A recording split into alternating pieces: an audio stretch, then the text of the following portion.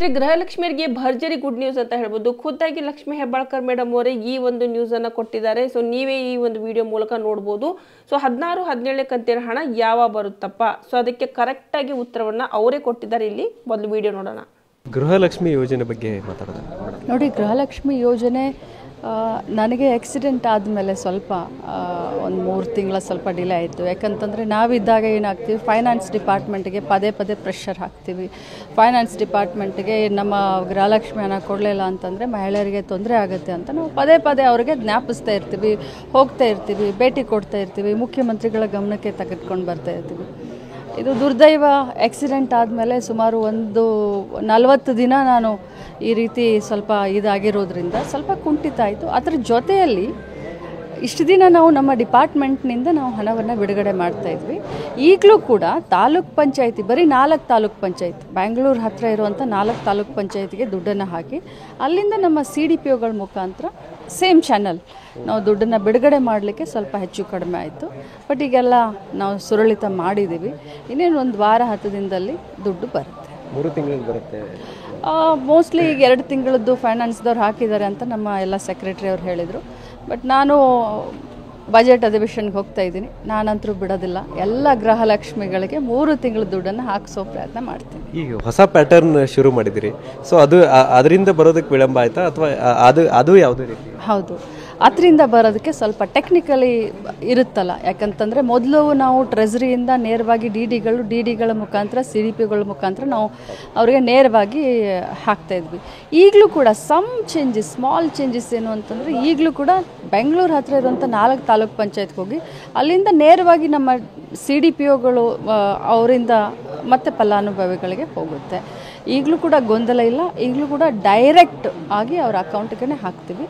ಈ ಒಂದು ಟ್ರಾನ್ಸಾಕ್ಷನ್ ಸ್ವಲ್ಪ ಚೇಂಜಸ್ ಆಗಿರೋದ್ರಿಂದ ಸ್ವಲ್ಪ ಡಿಲೇ ಆಗಿದೆ. ಮತ್ತು ಜೊತೆಯಲ್ಲಿ ನನ್ನ ಆಕ್ಸಿಡೆಂಟ್ ಆಗಿರೋದ್ರಿಂದ ಸ್ವಲ್ಪ ಆಲಸ್ಯ ಆಯಿತು ಅಂತ ಹೇಳ್ಬೋದು ಅಷ್ಟೇ. ಇಲ್ಲ, ನಿಮ್ಮ ಅಪಘಾತ ಆದಾಗಂತೂ ಯಾರೂ ಕೇಳೇ ಇಲ್ಲ. ಅವ್ರು ಬೇಗ ಹುಷಾರಾಗಿ ಬರಲಿ ಅನ್ನೋ ಪ್ರಾರ್ಥನೆನೂ ಮಾಡ್ತಾಯಿದ್ರು ಗೃಹಲಕ್ಷ್ಮಿ ಅವರು. ಸೊ ಇವಾಗ ಕೆಲವೊಂದಿಷ್ಟು ಕಡೆ ಮಾತ್ರ ಮೇಡಮ್ ಅವ್ರು ಹುಷಾರಾಗಿದ್ದಾರೆ. ಎಲ್ಲ ಗೃಹಲಕ್ಷ್ಮಿಗಳಿಗೆ ಇಷ್ಟೇ ಹೇಳಲಿಕ್ಕೆ ಬಯಸ್ತೇನೆ, ನಿಮ್ಮ ಕಾಳಜಿ ನಮಗಿದೆ. ನೀವು ಗೃಹಲಕ್ಷ್ಮಿ ಹಣ ಬರುತ್ತೆ ಅಂತ ತಿಂಗಳಿಗೆ ಏನೇನೋ ನೀವು ವಿಚಾರ ಮಾಡ್ಕೊಂಡಿದ್ರೆ ಅದು ನಿಮ್ಮ ತಪ್ಪಲ್ಲ. ಸರ್ಕಾರ ವಾಗ್ದಾನ ಮಾಡಿದೆ. ಸಿದ್ದರಾಮಯ್ಯನವರು ಆಗಿರ್ಬೋದು, DK ಶಿವಕುಮಾರ್ ಅವರಾಗಿರ್ಬೋದು, ತಮಗೆ ಕೊಟ್ಟ ಭಾಷೆಯನ್ನು ನೆರವೇರಿಸಲಿಕ್ಕೆ ಸಾರಥಿ ಥರ ನಾನು ಕೂಡ ನಿಂತ್ಕೊಂಡಿದ್ದೀನಿ. ಯಾವುದೇ ಕಾರಣಕ್ಕೂ ಚಿಂತೆ ಬೇಡ.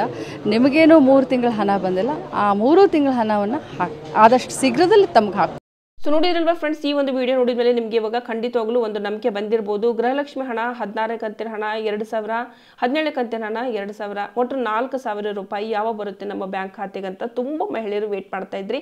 ಸೊ ಇವಾಗ ಒಂದು ಸ್ಪಷ್ಟನೆ ಸಿಕ್ಕಿದೆ ಅಂತ ಅನ್ಕೋತೀನಿ. ಯಾಕಂದರೆ ಸುಮಾರು ದಿನಗಳಿಂದ ನೀವು ಮಾಧ್ಯಮದಲ್ಲಿ ಅಪ್ಡೇಟ್ಗಳು ನೋಡ್ತಾನೆ ಇರ್ತೀರಿ, ಇವತ್ತು ಬರ್ತಾ ಇದೆ ಹಣ, ನಾಳೆ ಬರ್ತಾ ಇದೆ ಅಂತ ಹೇಳಿ. ಬಟ್ ಆದರೆ ಅದು ಇನ್ನೂವರೆಗೂ ಕಾರ್ಯರೂಪದಲ್ಲಿ ಬಂದಿಲ್ಲ ಸ್ನೇಹಿತರೆ. ಬಟ್ ಆದರೆ ಈ ಒಂದು ಹಣ ಯಾವ ಬರುತ್ತೆ ಅಂತ ಖುದ್ದಾಗಿ ಲಕ್ಷ್ಮಿ ಹೆಬ್ಬಾಳ್ಕರ್ ಮೇಡಮ್ ಅವರೇ ತಿಳಿಸಿರುವಂಥದ್ದು.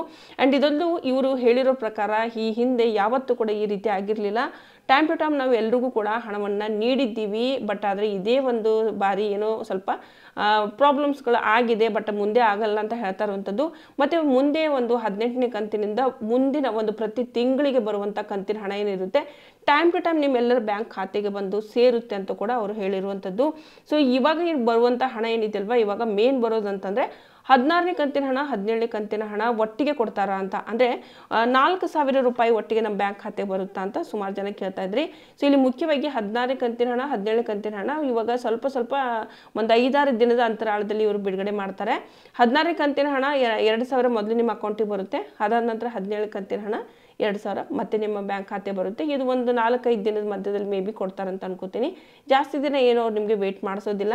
ಆ್ಯಂಡ್ ಮತ್ತೊಂದು ಈ ಒಂದು ಗೃಹಲಕ್ಷ್ಮಿದು 16, 17ನೇ ಕಂತಿನ ಹಣ ಇದುವರೆಗೂ ನೀವೇನೇನು ವೇಟ್ ಮಾಡ್ತಿದ್ರೆ ಅದಕ್ಕೊಂದು ಸ್ಪಷ್ಟನೆ ಈ ವಿಡಿಯೋ ಮೂಲಕ ಸಿಕ್ಕಿದೆ ಅಂತ ಅನ್ಕೋತೀನಿ. ಆ್ಯಂಡ್ ಇದುವರೆಗೂ ಯಾರಾದರೂ ಚಾನಲ್ ನೋಡ್ತಾ ಇದ್ದು ಚಾನಲ್ಗೆ ಸಬ್ಸ್ಕ್ರೈಬ್ ಮಾಡ್ಕೊಂಡಿದ್ದೀರಿ, ವಿಡಿಯೋಗೆ ಲೈಕ್ ಮಾಡಿ ನೋಡ್ತಾ ಇದ್ದೀರಿ ಅಂತಂದರೆ ಅವ್ರಿಗೆಲ್ರಿಗೂ ನನ್ನ ಕಡೆಯಿಂದ ತುಂಬ ಹೃದಯದ ಧನ್ಯವಾದಗಳು. ಯಾರ್ಯಾರು ಸಬ್ಸ್ಕ್ರೈಬ್ ಮಾಡ್ಕೊಂಡಿಲ್ಲ ಸಬ್ಸ್ಕ್ರೈಬ್ ಮಾಡ್ಕೊಳ್ಳಿ. ಇದೇ ರೀತಿ ಹೊಸ ಅಪ್ಡೇಟ್ಗಳು ಬಂದರೆ ಈ ಒಂದು ಚಾನಲ್ ಮೂಲಕ ತಿಳಿಸಿರ್ತೀನಿ. ಆ್ಯಂಡ್ ಇದು ಕಂಪ್ಲೀಟ್ಲಿ ಫ್ರೀ ಇರುತ್ತೆ. ಸಬ್ಸ್ಕ್ರೈಬ್ ಮಾಡ್ಕೊಂಡು ಬೆಲ್ ಐಕನ್ನ ಪ್ರೆಸ್ ಮಾಡ್ಕೊಳ್ಳಿ. ಆ್ಯಂಡ್ ಇದೊಂದು ಕೂಡ ವಿಡಿಯೋಗೆ ತಪ್ಪದೇನೆ ಲೈಕ್ ಕೊಡಿ, ನಾನು ಕೊಟ್ಟಿರೋಂಥ ಇನ್ಫಾರ್ಮೇಷನ್ ನಿಮಗೆ ಇಷ್ಟ ಇದ್ದರೆ. ಸೊ ಯಾರಾದರೂ ವೇಟ್ ಮಾಡ್ತಾ ಇದ್ದಾರೆ ಗೃಹಲಕ್ಷ್ಮಿ ಹಣಕ್ಕೋಸ್ಕರ ಅಂತಂದರೆ ಈ ಒಂದು ಅಪ್ಡೇಟ್ನ ಅವ್ರ ಜೊತೆಗೆ ನೀವು ಶೇರ್ ಮಾಡ್ಕೊಳ್ಳಿ. ಮುಂದಿನ ವಿಡಿಯೋದಲ್ಲಿ ಮತ್ತೆ ನಾನು ಸಿಗ್ತೀನಿ ಮತ್ತೊಂದು ಹೊಸ ಅಪ್ಡೇಟ್ದೊಂದಿಗೆ. ನಮಸ್ಕಾರ.